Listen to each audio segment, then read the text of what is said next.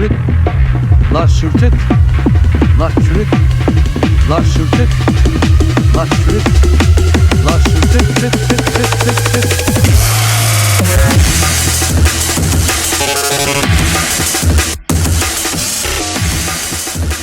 Race to Refabricate isimli parçamızın kapağındaki görsel bana ait. Bundan bir süre önce bir motosiklet kazası geçirdim ve dizime 2 tane kocaman çivi yerleştirdiler. Sonrasında o görseli sakladım, o bir röntgen görüntüsü ve o vidalar gerçek ömrümün sonuna kadar. Hatta ömrümün sonundan sonra da bacağımda kalacak. O şarkıda raise yani tam bir format atmamız lazım insanların üstüne. Çünkü evet teknolojik olarak çok büyük gelişmeler kat ettik. Ama bunlar genellikle insanın mekanik tarafına yönelikti. İşte eklem parçaları, dokular, organlar bunları yeniden üretebiliyoruz. Neredeyse insanın şu anda %30-35'ini imal edebiliyoruz. İşte bana olduğu gibi dizine 2 tane vida çakıp seni yürütebiliyorlar. Fakat yazılım kısmında maalesef çok geri kaldığımızı düşünüyorum. Bu şarkıda da onu ifade etmeye çalıştık. Yani insanlığa bir format atmamız lazım ve yeniden üretmemiz lazım ve bu üretime de duygu tarafından başlamamız gerekiyor. Çünkü mekanikleşirken duygu tarafında maalesef belki de iyi ki de dememek gerekiyor. Bayrağı hayvanlara bundan çok çok uzun zaman önce kaptırdık.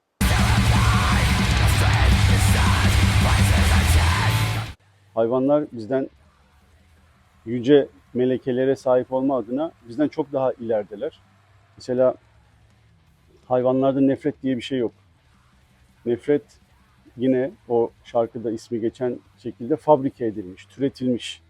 İnsanın üstünde bile iğreti duran bir duygu, bir tavır açıkçası. Çünkü nefret işin başında onu besleyeni tüketiyor ve zehirliyor. Hatta şöyle söyleyeyim, eğer bir düşmanınız varsa ve onu alt etmek istiyorsanız ona bile nefret beslememeniz gerekiyor. Çünkü nefret sizi körleştiriyor. Nefretle yapılan bütün hareketlerin büyük zararla sonuçlandığını görüyoruz. Hayvanlarda öyle bir şey yok. Hayvanlarda evet kızgınlık var, saldırganlık var, öfke var. Ama bunların hiçbir tanesi bakiye tutmuyor, çetele tutmuyor. Kin güden bir tavrın, sebepsiz yere kin güden bir tavrın yansımalarını görmüyoruz hayvanlarda. Biz bu işi kaybettik. Şu anda hızla kaybetmeye devam ediyoruz. Ve o Race to Refabricate'deki anlatmak istediğimiz veyahut da şarkının mesajı diyelim ki bu birçok konuda tezahür ediyor. Yani toplumun her tarafında görülebilir. Bütün konular karışmış durumda. İnsanlar mekanikleşiyor. Fakat duygudan yoksun hale geliyoruz. Kendi ürettiğimiz nefretin içerisinde de kaybolup gidiyoruz. Örneğin bu nefret toplumun birçok noktasına tezahür ediyor. Görüyorsunuz insanlarda bunu. Şimdi Millet Meclisi denilen bir yer var. Yani biz işte bu milletin üyesiyiz. Hangi milletin üyesi olduğunuzun da önemi yok açıkçası. Farklı farklı milletlerin üyesi olabiliriz. Bu da yanlış da. O Millet Meclisi'nde bize memurluk etmesi için görev verdiğimiz bir kişi o meclis kürsüsünden ve mikrofonlarından toplumun gözünün içine bakarak bize çürük ve sürtük hakaretlerini terbiyeden yoksun olarak söyleyebiliyor. Aslında bakın demokrasi veyahut da devlet anlayışı nedir? İşte biz 3, 5, 10, 7, 8, 80, 100 milyon insan bir araya geliriz. Deriz ki bizim eğitime ihtiyacımız var. Altyapı hizmetlerine ihtiyacımız var. Güvenliğe ihtiyacımız var. Teknolojiye, sağlığa ihtiyacımız var. Bunları kotarıp yönetecek, bunların doğru düzgün sunulmasını sağlayacak bir organizasyon, bir örgüt kuralım. Buna devlet diyelim. Ve her birey, örneğin ben işte 85 milyonda bir hisseye sahibim. Bir hissedar olarak bu adamlara maaş verelim, konut verelim, bir takım olanaklar sağlayalım. Onlar da işlerini rahat yapsınlar. Ancak bunları belli bir düzende değiştirelim. Güç zehirlenmesine uğramasınlar. Ve bu sebeple kişisel menfaatleri doğrultusunda karar vermesinler. Devleti zehirlemesinler, soymasınlar gibi. Fakat böyle olmadığını görüyoruz. Bize memur olarak çalışması gerekenler. Şimdi bir de Türkçe'de bir laf var. İşte bizim başımızdakiler. Yani ben bunu doğru bulmuyorum. Devlete tapıcılık var. Bu da çok yanlış bir şey. Devlet sizsiniz yani. Birey kendi kendisine tapması kadar absürt bir şey olamaz. Devlet biziz yani. Biz onun kılcal damarları, genetiği, DNA'sı, hücreleri, artık siz ismini söyleyin. Bu kirli organizasyon demokrasiyi abluk altına tutabiliyor. Ve sonrasında patronlarına bir anlamda, yani çünkü onlar bizim memurumuz. Yani bize hizmet etsinler diye biz onları görevlendiriyoruz. Ve bize hakaret ediyor. Bunlar çürük, bunlar sürtük ve ağza alınması hiç de hoş olmayan başka seneler içerisinde hakaretleri işliyoruz. Ben bu şarkıda da bunu kullanmak istedim. Şarkının bitiminde bir ninni çalar. O da toplumun aslında uykuya yattığının iyi uykular arkadaşlar gibi bir anlamı var. Yani uyuyoruz. Evet, o zaman ben de size ninni çalarım. Ne yapabilirim ki yani? Bir grindcore, death metal grubu değiliz. Sadece bir oluşum bu Flying Dirt Clouds. Bir köprü de diyebilirsiniz. O kapak çok iyi uydu. Konsept de buydu, şarkının konsepti de buydu. Bir grindcore, işte crust, punk şarkısı olarak başlayıp yarısından sonra drum and bass, breakcore, rave, techno gibi devam edip biten bir şarkı. Neden? Çünkü neden olmasın ki? Yani bir sadece grindcore çalacağız, sadece death metal, doom çalacağız diye bir özel bir gayretim yok. Benim keşfetmek istediğim şeyler farklı.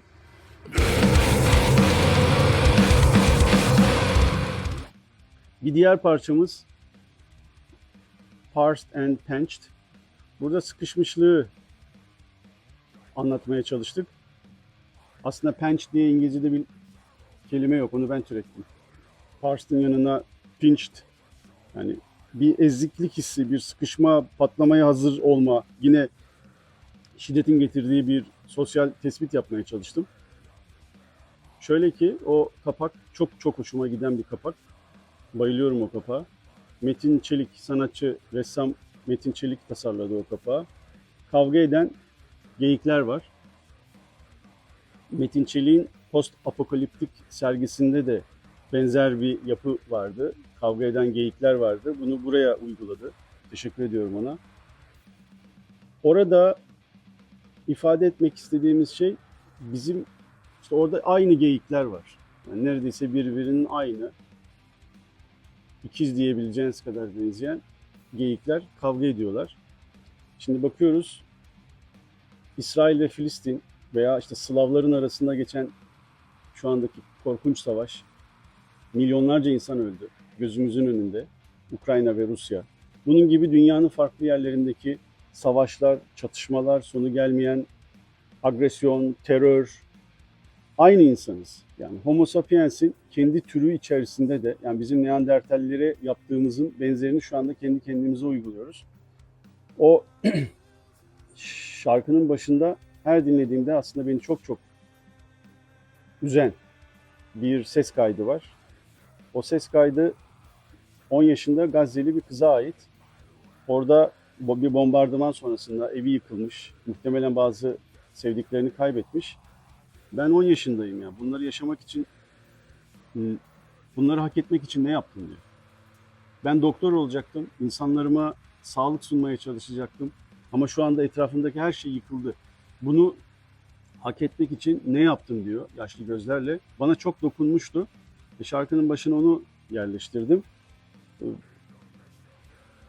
10 yaşındaki bir çocuğa eğer biz tüm insanlık olarak, yeryüzünde yaşayan insanlık olarak bunu söyletiyorsak müsebbibi hepimiziz. Yani bu pespaye, rezil durumun içerisinde hepimizin payı var. Sessiz kalarak, tavır almayarak, üstümüze düşeni yapmayarak, yanlış insanları seçerek, sorgulamayarak, beynimizin adasa bırakarak gibi, yani Yeni Zelanda'da yaşıyor olmanız, Şili'de yaşıyor olmanız, Norveç'te yaşıyor olmanız, Türkiye'de yaşıyor olmanız önemli değil. Bu sizi sorumluluktan kurtarmıyor. Biz bu rezil durumun, bu korkunç resmin, küçücük uzaydaki minicik bir gezegende sürekli binlerce seneden beri birbirimizi kıyıyor olma sorumluluğunu maalesef şapkamızı önümüze koyup şöyle gösteriyorum. Sorumluluğu kabul etmemiz gerekiyor. İlk başta kendimize çeki düzen vermemiz gerekiyor. Flying Dirty Clouds bilindik konvansiyonel bir grup mu? Hatta grup mu? Bunu söylemek hem mümkün hem mümkün değil. Çünkü bu grubun tapusu bende değil.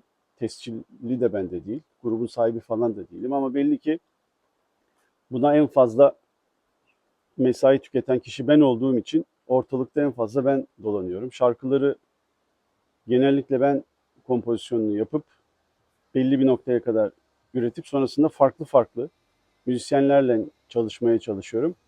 Şu ana kadar ikinci defa çalıştığım tek müzisyen Olga Joel oldu. Olga Ukraynalı bir bence bir diva. Muhteşem bir sesi var. Bayılıyorum onun sanatçılığına.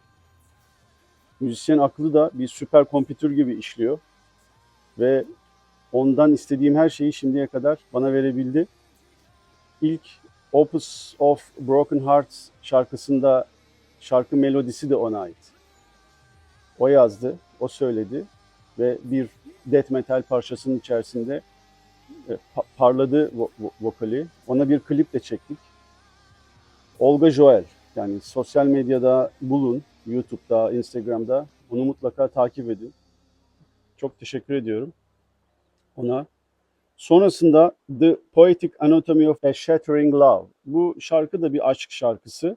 Burada da Ashley Aston isimli bir aktris oynadı klipte. Kendisini galiba BBC'de falan dizilerde de izleyebilirsiniz. Çok çok başarılı bir aktris. Beni kırmadı. Sağ olsun. Çok teşekkür ediyorum ona. Şarkıda bir ayrılık hikayesi anlatılıyor. Dedim ya, yani Flying Dirty Clouds olarak yani bir grindcore grubu muyuz? Hayır. Sadece bir grind. Bence çok sıkıcı olurdu bu. Veyahut da bir death metal. Evet, gitarlar var. Davul, yani klasik metal enstrümanlarını kullanıyoruz ama bunun dışına da çıkmaya. Çünkü bir sanat işi olarak ben bakıyorum. Müzik ürettiğim zaman bu süreç benim çok hoşuma gidiyor. Farklı müzisyenlerle çalışmak. Öğreniyorum. Çünkü bu konuda %99 oranında cahil bir insanım. Sadece içimde büyük bir istek var. Yapmaya dönelik, yani müzik üretmeye dönelik bir istek var.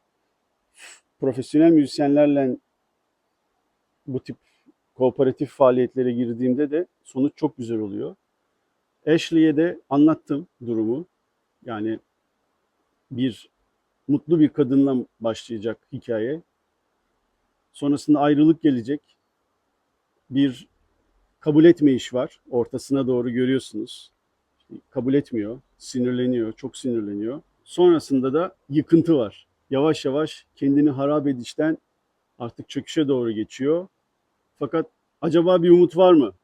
Yani bu tip ayrılıkların sonunda gerçekten hayatın sonu mu, yoksa bir umut var mı? O en sondaki gülümseyişi de onu ifade ediyor. Benim istediklerimi tam anlamıyla yaptı. Şarkıya bir değer kattı. Daha doğrusu 3 boyutlu bir hale getirdiğini düşünüyorum. Şimdi o şarkının kapağı da benim için orijinal bir gelişme oldu. Bundan yıllar önce çok severek takip ettiğim İsveçli bir fotoğrafçı, Charlotte Östman diye bir kadın. O ağacın görüntüsü hem yalnız bir ağaç, hem güneş batıyor mu yoksa doğuyor mu belirsiz bir ortam var. Yine o şarkıda anlattığım yalnızlığı ifade eden başlı başına bir destekleyecek büyük bir öğe oldu şarkı için. O kapağı kullandım. Charlotte Östman da izin verdi o kapağı kullanmama. Onu da takip edin, bulun internetten. Başarılı bir fotoğrafçı. Böyle anları çok iyi yakalayabiliyor. Bundan sonra gelecek olan parça Boycott Mankind. Şarkı biraz daha dijital bir şarkı oldu.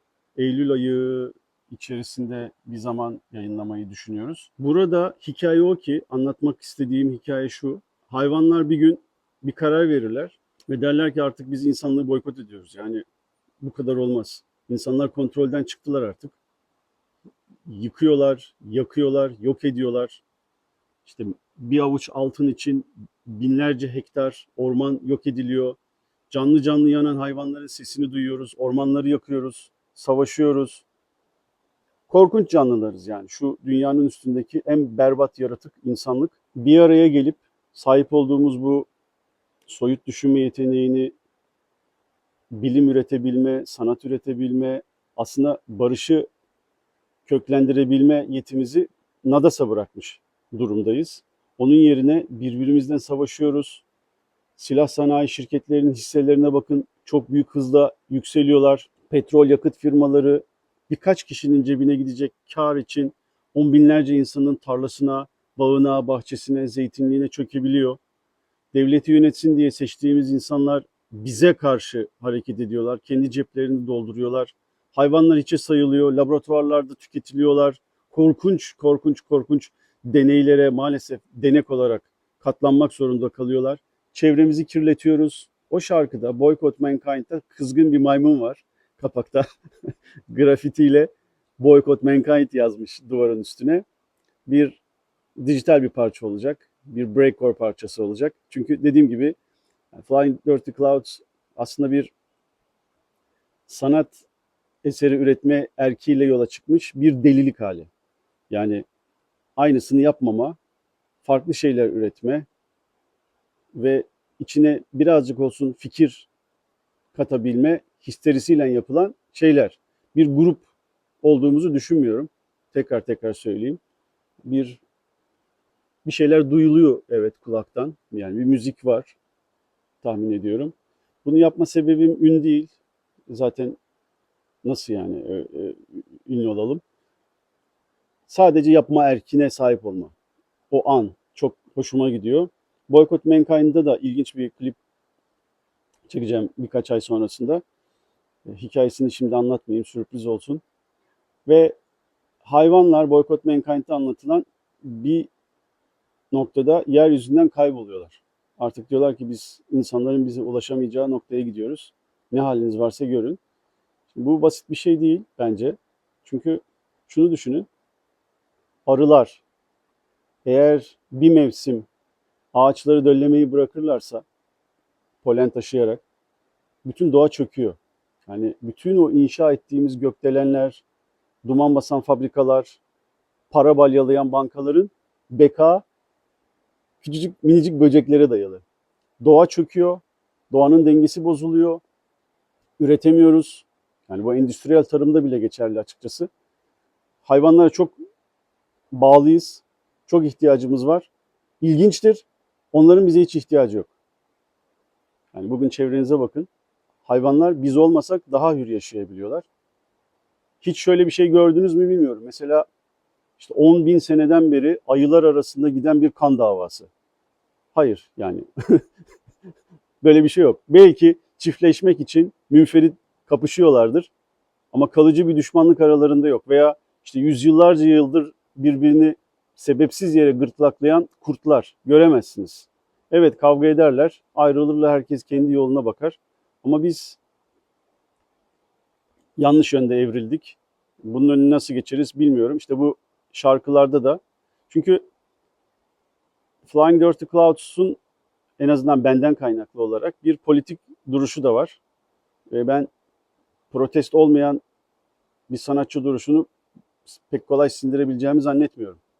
Yani güce, metiyeler düzen, yaltaklanan sanatçı grubunu sanatçı olarak addedebilir miyiz? Size bırakıyorum kararını. Onlar belki konfeksiyoncu falan olabilirler. Burada apolitik duran kimseler de var. O da bir politik duruş. O bile olabilir.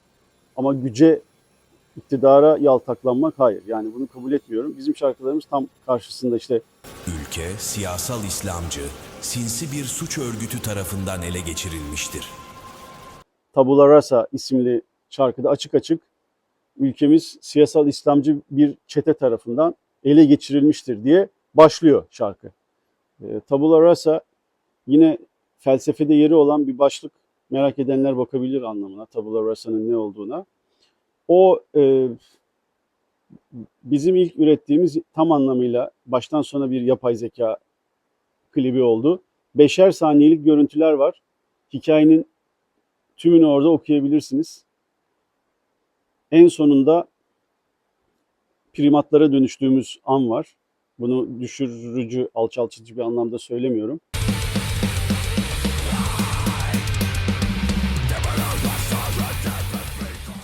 Fakat türümüz yavaş yavaş doğasını kaybediyor. İşte meclislerin içerisinde kahkahalarla gülen siyasileri görebilirsiniz. Tankların üstünde mağara adamlarını görebilirsiniz. O 5 saniyeler yavaş yavaş bizi sonuca doğru götürüyor. Tabula Rasa'da da bu vardı. Bundan sonra ne olabilir?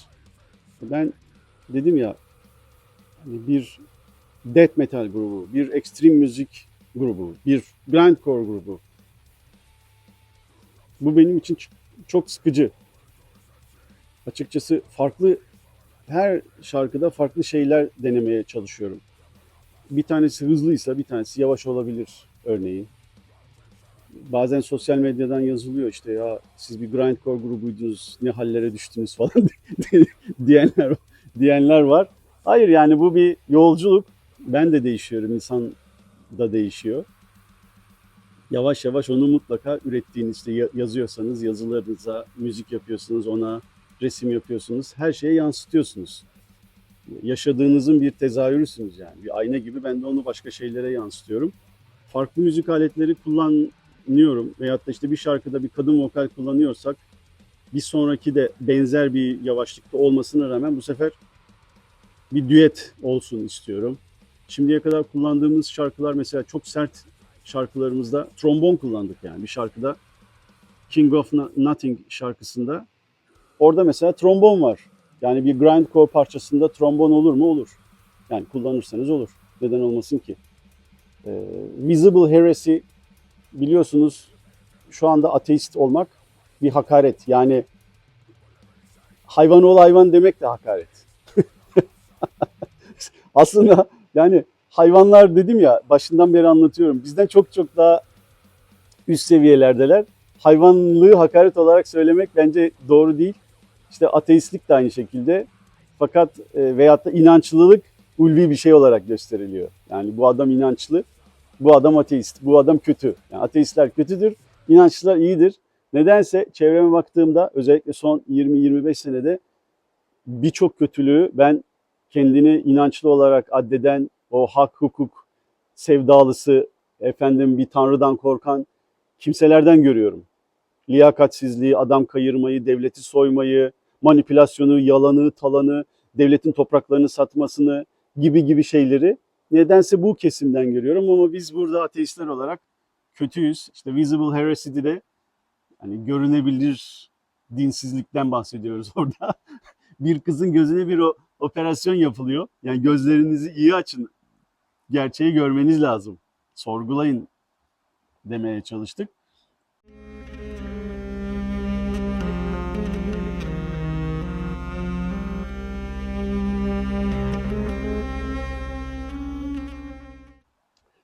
Hurdy Gurdy isimli bir alet var. Onu bile kullandık. The Monster of Our Times'ta böyle dönen bir alet o. İskoçya taraflarında falan çok kullanılıyor. Arp kullandık. En son yaptığımız şarkılardan bir tanesinde. Piyanoyu zaten çok sık kullanıyoruz. Cello, viola gibi yaylılar kullanıldı. Bundan sonra ne olacak? 2 tane kafamda proje var. Tabii Flying Dirty Clouds üretmeye devam edecek. Bilemiyorum neler çıkar yani punk, grind, death metal vesaire ama sırada bir halk müziği şarkısı var. Çünkü kabuğumu değiştiremezsem, aynı kabuğun içerisinde kalırsam hiçbir anlamı yok. Çok sıkıcı. Ve ben bu işi kariyer için yapmıyorum. Bu benim kariyerim değil. Bu işten para kazanmıyorum. Hayatım buna dayalı değil. O yüzden hiçbir iddiam da yok bu arada. Yani bir fan kitlesi vesairesi hiçbir şey yok. Yani kendi başıma farklı farklı müzisyenlerle çalışıp bunları yayınlıyorum. Bu da bir anlamda da keyifli. Çünkü sorumluluğum yok yani. Bir halk müziği şarkısı olacak. Başarabilir miyim bilmiyorum. Yazdım. Yani birçok tablarına kadar hazırlandı. Güftesi yani şarkı sözleri Instagram hesabımızda var. Kömür bildim, elmas iken. Yani bir aşığın aslında sen elmastın ama ben seni kömür gibi biliyordum dediği bir hayıflanma şarkısı var. Şarkı sözlerini okuyabilirsiniz Instagram'da. Bildiğiniz gibi elmas da bir karbon, kömür de bir karbon. Değerini bilmediğimiz insanlar veya zamanlar veya yerler varsa ona atfedilebilir. Şimdi onu kotarmaya çalışıyorum. Olacak mı bilmiyorum. Benim için yeni bir macera. Ondan sonra planladığım diğer şarkıda da bir koro şarkısı olmasını istiyorum. Bir tarafta çocuklar, bir tarafta da yaşlıların bulunduğu bir koro, grind veya death parçası yazmaya çalışacağım. Birbirlerine karşı söyleyecekler. Bir atışma gibi düşünüyorum bunu. Farklı bir şey olmasını istiyorum. Tekrar olmaması lazım. Hiçbir Flying Dirty Clouds şarkısında tekrar olmaması lazım. Yoksa sıkıcı oluyor benim için. Şimdilik bu kadar. Görüşmek üzere.